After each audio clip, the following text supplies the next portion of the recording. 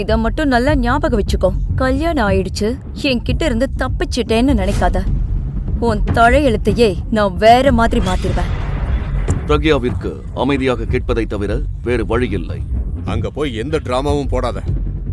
உன் புருஷன் சத்யன் எனக்கு கான்ட்ராக்ட் கொடுக்கற வரைக்கும் உன்னால ஏதாவது தப்பு நடந்துச்சுன்னா உன்னால உன் அம்மாவோட முகத்தை மறுபடியும் பார்க்கவே முடியாது. பிரக்யா தன் தந்தையின் பேச்சையும் கேட்டாள். தன் சகோதரிக்கும் தந்தைக்கும் பிறகு இப்போது சித்தியின் முறை தொடங்கியது. பாருமா, அங்க போனதும் எங்களை மறந்துடாத. மாமியார் வீட்ல என்ன கிடைச்சாலும் சரி, அத உடனே எங்களுக்கு அனுப்பிட. இல்லனா என்ன ஆகும்னு தெரியும்ல. என்னடா தங்கம்? திருமணத்திற்கு பிறகு பிரக்யா தனது கணவன் சத்யனின் இருண்ட அறைக்கு சென்றாள். ஒரு சிவப்பு கதிரின் ஒளியில் சத்யன் படுக்கையில் படுத்திருந்தான். அவன் முகத்தை பார்த்து பிரக்யா அதிர்ச்சி அடைந்தாள். அது மிகவும் அழகான முகம். மக்கள் சொன்னதற்கு முற்றிலும் மாறாக இருந்தது. பின்னர் அவன் பிரக்யாவுக்கு சில டாக்குமெண்ட்களை கொடுத்தான். அதை பார்த்து பிரக்யா திகைத்தாள். நீங்க ஆமா, இதுதான் என்னோட நிஜ முகம். என்னால என் காலிலேயே நிக்க முடியும். இந்த பேப்பர்ல கையெழுத்து போடு. இது என்ன? நம்ம மேரேஜ் கான்ட்ராக்ட். 100 நாளுக்கு மட்டும். கான்ட்ராக்டா? கல்யாணத்துக்கா? எனக்கு ஒண்ணும் புரியல. ஆமா, கான்ட்ராக்ட் தான். இவ்வளவு சர்ப்ரைஸ் ஆக வேணாம். ஏன்னா உனக்கும் தெரியும், நீ என்ன லவ் பண்ணி கல்யாணம் பண்ணல, நானும் உன்னை லவ் பண்ணி பண்ணல. சோ நீ சைன் போடுறதுல எந்த பிரச்சனையும் இருக்காது. அப்புறம் கவலைப்படாத. இந்த கான்ட்ராக்ட் முடிச்சதுமே நீ உன் வாழ்நாள் முழுக்க ராஜ வாழ்க்கை வாழற அளவுக்கு நான் உனக்கு செட்டில் பண்ணிடுவேன். ஏன் இத பண்றீங்க? உன் கேள்விக்கு நான் பதில் சொல்ல விரும்பல. அப்புறம் என்னை பத்தி மக்கள் சொன்னது கரெக்ட் தான். புரியாத ஒருத்தர் கூட இருந்தா இந்த உலகத்துல ரொம்ப நாள் வாழ முடியாதுன்னு கேள்விப்பட்டேன். Just sign this. நீங்க என்ன பயமுறுத்த பாக்குறீங்களா? எனக்கு எந்த பயமும் இல்ல. இந்த பேப்பர்ஸ்ல நான் கையெழுத்து போடுறேன். ஆனா அது பயத்தினால இல்ல, என்னோட சொந்த விருப்பத்தினால. அப்புறம் நீங்க சொல்றது கரெக்ட் தான். எனக்கும் இந்த கல்யாணத்துல விருப்பம் இல்ல. ஆனா சூழ்நிலை காரணமா நான் சரி சொல்ல வேண்டியதாயிடுச்சு. அதனால எனக்கு உங்ககிட்ட இருந்து எந்த பணமும் தேவையில்ல. நான் என் சம்பாத்தியத்திலேயே வாழ முடியும். நீங்க கவலைப்பட தேவையில்ல.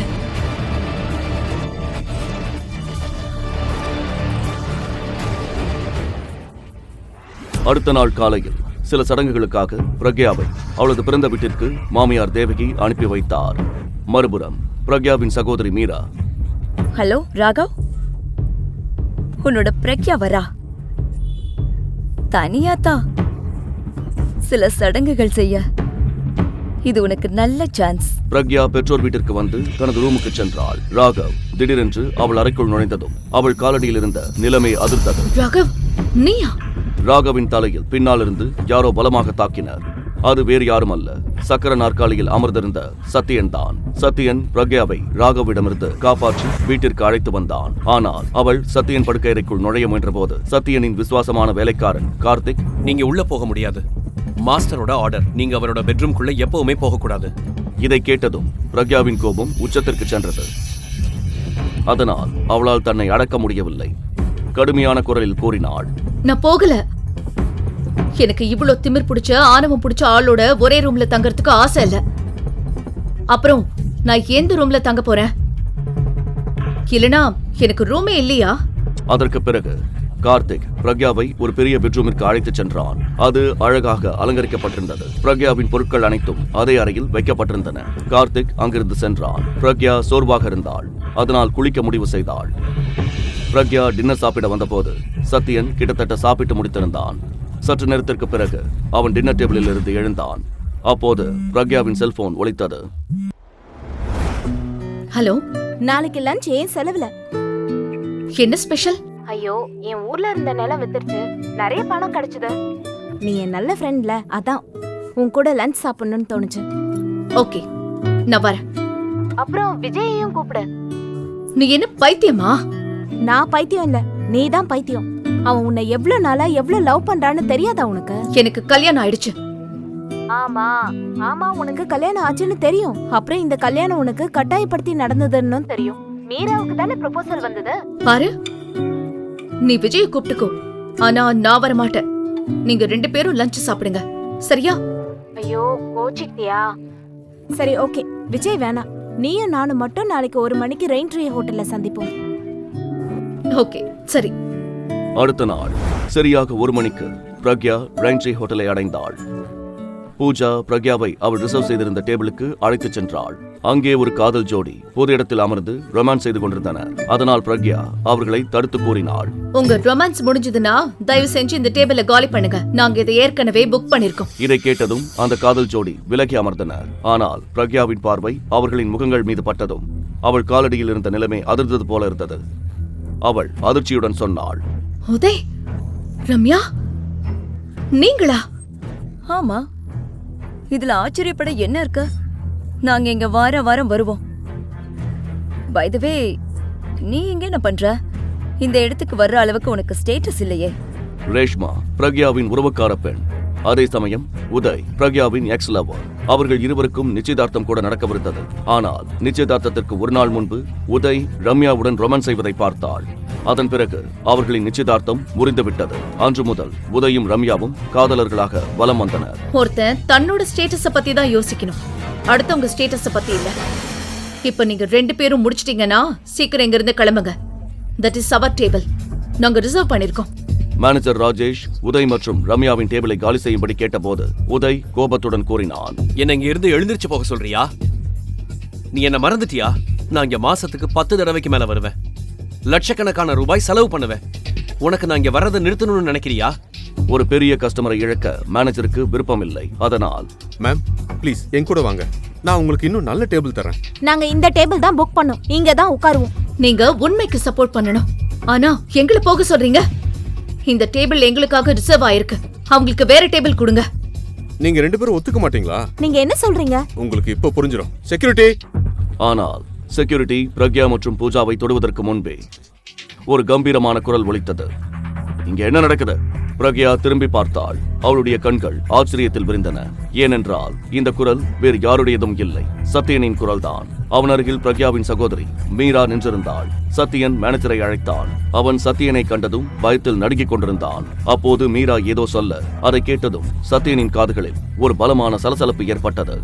சஞ்சீவ், இதுல ரம்யாவோட தப்பு என்ன இருக்கு? பிரக்யாவும் ரம்யாவும் என் அக்கா தங்கச்சி தான். அவங்க 2 பேரும் சின்ன வயசுல இருந்து செட் ஆக மாட்டாங்க. மீரா சத்யனுக்கு பதிலாக சஞ்சீவ் என்று சொன்னதை கேட்டு பிரக்யா மேலும் அதிர்ச்சி அடைந்தாள். பின்னர் சத்யன் அங்கு நின்றிருந்த ஒரு வெயிட்டரிடம் கூறினான், இன்னிலிருந்து நீதான் இங்க புது மேனேஜர். இங்க எல்லாருக்கும் ஒரே மாதிரி ரூல்ஸ் தான்.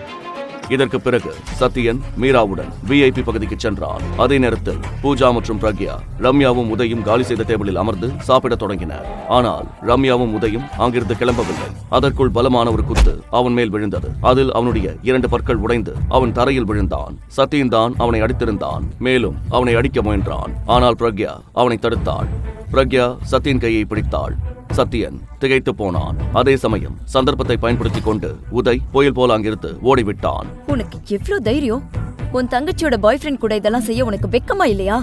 ஆமா, இதுக்கப்புறம் சஞ்சீவ் பக்கத்துல உன்னை பார்த்த எல்லாத்தையும் ரெக்கார்ட் பண்ணி உன் புருஷனுக்கு அனுப்புவேன். புரிஞ்சுதா? சஞ்சீவ், இதை கண்ட மீரா கோபம், பொறாமை மற்றும் பயத்தால் நிறைந்தாள். ஏனென்றால் சத்யன் பிரக்யாவின் இந்த நடவடிக்கைக்கு ஆட்சேபிக்கவில்லை. மீரா தனக்குத்தானே கூறினாள், சஞ்சீவ் இந்த பிரக்யா விரிச்ச வலையில விழுந்துட்டாரா? இல்ல, இத நான் நடக்க விடவே மாட்டேன். நான் என்ன நடந்தாலும் சரி, இத மட்டும் நான் நடக்க விடவே மாட்டேன். அப்படி மட்டும் நடந்துச்சுன்னா ஒரு வசதியான ஆளையே நான் இழக்க வேண்டியிருக்கும். அது மட்டும் இல்லாம அன்னைக்கு நைட் அந்த ரூம்ல இருந்தது நான் இல்ல, பிரக்யா தானே. அவளே சஞ்சீவ் கிட்ட போட்டு கொடுத்துடுவா. சஞ்சீவுக்கு மட்டும் இது தெரிஞ்சிச்சுன்னா அவர் எனக்கு சாவை விட மோசமான தண்டனையை கொடுப்பான். ஏன்னா நானே தானே அவர்கிட்ட சொன்னேன், அன்னைக்கு இம்பீரியல் ஹோட்டல்ல நான் தான் இருந்தேன்னு. சஞ்சீவுக்கு இது தெரியக்கூடாது என்று மீரா நினைத்தாள். அடுத்த நாள் சத்யனும் பிரக்யாவும் கிளம்பிய பிறகு அவள் அந்த அறைக்கு வந்தாள் என்றும் அங்கேதான் ராஜ்வீரின் மோதிரத்தை கண்டெடுத்தாள் என்றும் சொல்லலாம். அவ்வளவு விலையுயர்ந்த மோதிரத்தை அவள் இதற்கு முன் பார்த்ததே இல்லை. அடுத்த நாளே அதை விற்க மார்க்கெட்டிற்கு சென்றாள். இந்த மோதிரம் உங்களுக்கு எப்படி கிடைச்சது? இது ரொம்ப எனக்கு தெரியும். இது என் பிரின்ஸ் எதுக்கு கொடுத்தது. அதாவது என் லவ்வர் வேணும்னா இத வித்துக்கொன்னு என்கிட்ட சொன்னா. இதுக்கு நிறைய பணம் கிடைக்கும், அது உன் வாழ்க்கையை மாத்திடும்னு சொன்னா. இப்ப சொல்லுங்க, இந்த மோதிரத்துக்கு எவ்வளவு பணம் கொடுப்பீங்க? இதை மீரா மிகவும் சாதாரணமாக சொன்னாள். ஒருவேளை நகைக்கடைக்காரர் அவள் மோதிரத்தை திருடவில்லை என்று நம்புவார் என்று நினைத்தாள்.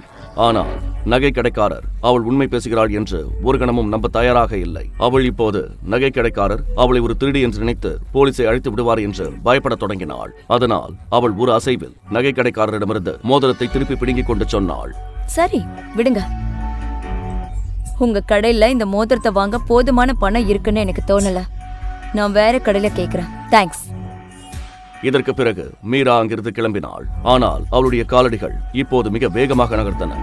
அவள் விரைவில் தன் வீட்டை அடைய விரும்பினாள். ஏனென்றால் நகை கடைக்காரர் நிச்சயம் போலீஸை அழைத்திருப்பார் என்று அவளுக்கு தோன்றியது.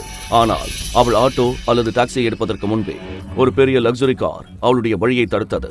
அதிலிருந்து அடுத்த கணமே ஒரு விலையுயர்ந்த சூட் அணிந்த பெண் இறங்கினாள். ஹலோ மிஸ், என் பேரு ஆஷா. நீங்க இப்ப விக்க ட்ரை பண்ணீங்கல்ல, அந்த மோதிரம் அது எங்க கிடைச்சதுன்னு சொல்ல முடியுமா? இதை கேட்டதும் மீராவின் இதயம் வேகமாக துடிக்கத் தொடங்கியது. அவள் இப்போது புரிந்து கொண்டாள், இந்த மோதிரம் அவளை ஒரு பெரிய பிரச்சனையில் சிக்க வைத்தது என்று. அதனால் அவள் மோதிரத்தை எடுத்து ஆஷாவை நோக்கி நீட்டி கெஞ்ச ஆரம்பித்தாள். பாருங்க, நான் உண்மைதான் சொல்றேன். நான் மோதிரத்தை திருடல.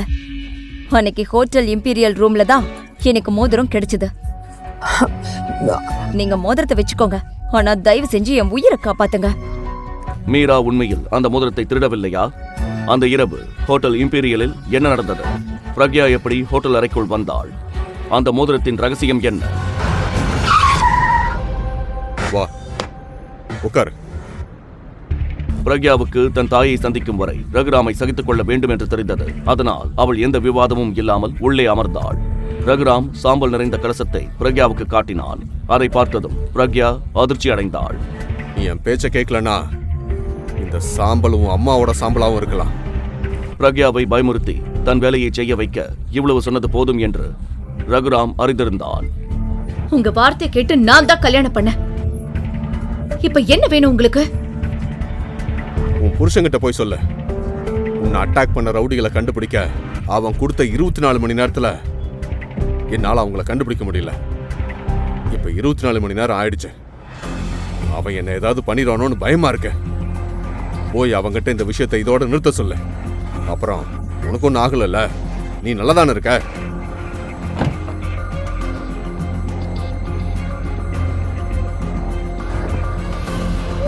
உன் அம்மா நல்லா இருக்கணும்னு நீ நினைச்சா நான் சொல்றத நீ செய்யணும். பிரக்யாவுக்கு தன் தாயை எந்த காரணம் கொண்டும் பாதுகாப்பாக வைத்திருக்க வேண்டியிருந்தது. எல்லாவற்றிற்கும் மேலாக இந்த உலகில் அவளுக்கு ஒரே துணை அவள் மட்டும்தான். அதனால் பிரக்யாவுக்கு ரகுராமின் பேச்சை கேட்பதை தவிர வேறு வழியில்லை. கவலைப்பட்ட பிரக்யா நேராக வீட்டிற்கு சென்றாள். ஏனென்றால் அவள் விரைவில் சத்யனை தொடர்பு கொள்ள விரும்பினாள். ஆனால் வீட்டிற்கு வந்த பிறகு அவள் வேலைக்காரர்களிடமிருந்து சத்யன் இன்னும் வரவில்லை என்று தெரிந்து கொண்டாள். பிரக்யாவுக்கு தன் திருமணம் முடிந்து 2 நாட்கள் ஆகிவிட்டன. ஆனால் அவளிடம் சத்யனின் நம்பர் கூட இல்லை என்று உணர்ந்தாள். பிரக்யா வீட்டில் உள்ள வேலைக்காரர்களிடமிருந்து நம்பரை பெற முயன்றாள். ஆனால் எந்த வேலைக்காரர்களிடமும் சத்யனின் நம்பர் இல்லை. பிரக்யாவுக்கு கார்த்திக் சத்யனின் மிகவும் விசுவாசமான வேலைக்காரன் என்று ஞாபகம் வந்தது. அவனிடம் நிச்சயம் அவன் நம்பர் இருக்கும். ஆனால் கார்த்திக் பற்றி விசாரித்த போது பிரக்யாவுக்கு அவனும் ஏதோ வேலைக்காக வெளியே சென்றிருக்கிறான் என்று தெரிந்தது. அவளுக்கு வேறு எந்த வழியும் இல்லை. அதனால் தன் சகோதரி மீராவை அழைத்தாள். மீரா, சஞ்சீவ் உங்க கூட இருக்காரா? என்ன இத கேட்க வெக்கமா இல்லையா உனக்கு? இவ்வளவு விஷயம் பண்ணிட்டு மறுபடியும் சஞ்சீவ கூப்பிடுறியா? வெக்கம் கெட்டவளே. இப்படி பேசுவதை கேட்டு சஞ்சீவ் மீராவின் கையிலிருந்து மொபைலை வாங்கிக் கொண்டான். மீரா, எனக்கு தெரிஞ்சுக்கணும்.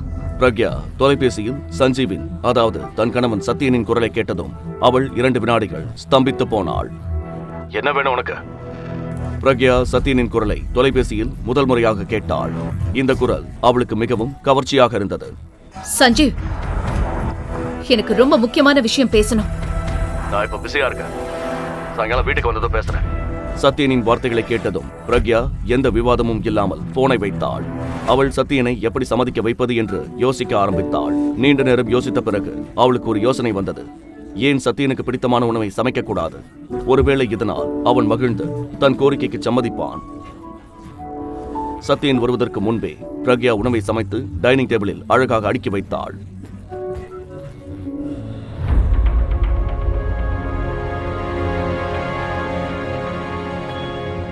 சத்யன் வீட்டிற்கு வந்தவுடன் உணவின் மனம் அவனை ஈர்த்தது. மேஜையில் அவனுக்கு பிடித்த உணவுகள் பல இருப்பதை அவன் கண்டான். தன் வேலைக்காரர்களிடம் கேட்டான், இந்த ஃபுட்டெல்லாம் சமைச்சது யாரு? அனைத்து வேலைக்காரர்களும் பிரக்யாவை நோக்கி தங்கள் கைகளை நீட்டி காட்டினர்.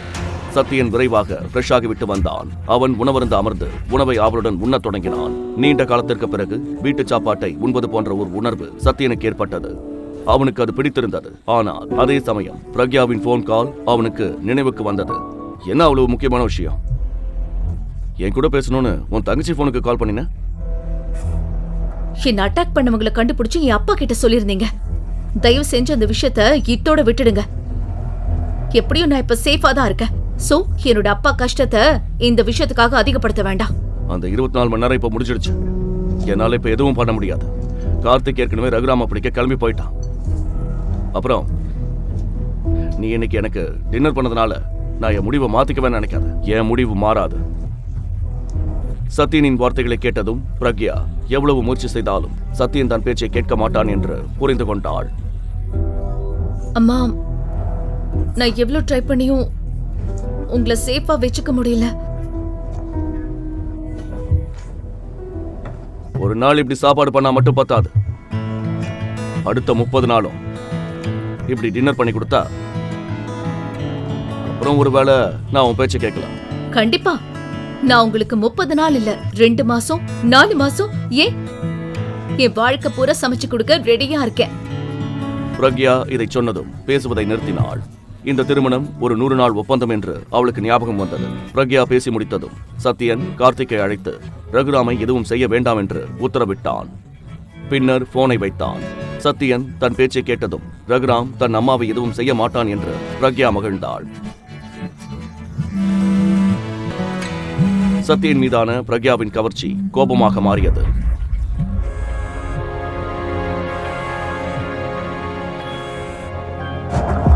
ஹலோ, எத்தனை தடவை சொல்லிருக்க இப்படி கால் பண்ணாதானே? சஞ்சீவ், உன்னை ரொம்ப மிஸ் பண்றேன். எனக்கு உடம்பு சரியில்லை. தயவு செஞ்சு வந்து என்ன பாரு. உனக்கு உடம்பு சரியில்லைன்னா டாக்டர் கிட்ட போ.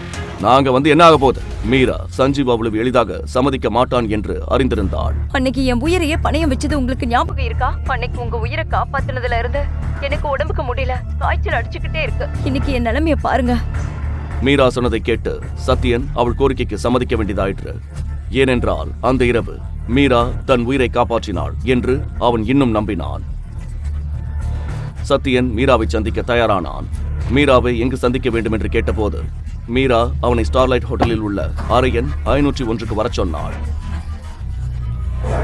Hello doctor Vijay. பிரக்யா, நாம சீக்கிரமா ஸ்டார்லைட் ஹோட்டல் போகணும். நம்ம ரெகுலர் பேஷண்ட் சந்தானம் அங்க இருக்காரு. அவருக்கு ரொம்ப உடம்பு சரியில்லை. நீங்க மட்டும்தான் அவருக்கு அக்குபஞ்சர் இன்ஜெக்ஷன் போட முடியும். சோ நீங்க என் கூட வரணும். ஓகே டாக்டர் விஜய், நானும் வரேன். பிரக்யா தன் வேலையில் மிகவும் தீவிரமாக இருந்தாள். ஏனென்றால் யாருக்கும் கடன் பட்டிருக்க அவளுக்கு பிடிக்காது. இந்த வேலை அவளுக்கு வருமான ஆதாரமாக இருந்தது. தன் கணவன் சஞ்சீவும் மீராவும் ஹோட்டலில் சந்திக்கப் போகிறார்கள் என்று பிரக்யாவுக்கு தெரியாது. பிரக்யா விஜயுடன் நோயாளியின் அறை எண்ணை கேட்டாள். விஜய் அவன் 502 தங்கியிருப்பதாக கூறினான். இருவரும் நேராக பேஷண்ட் இருக்கும் இடத்திற்கு சென்றனர். தன் வேலையில் எக்ஸ்பர்ட்டான பிரக்யா பேஷண்டை நன்கு கவனித்துக் கொண்டாள்.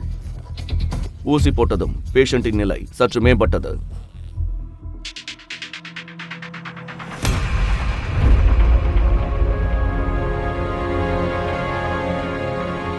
இந்த ஆள் கூட மிட் நைட்ல நீங்க என்ன பண்ற?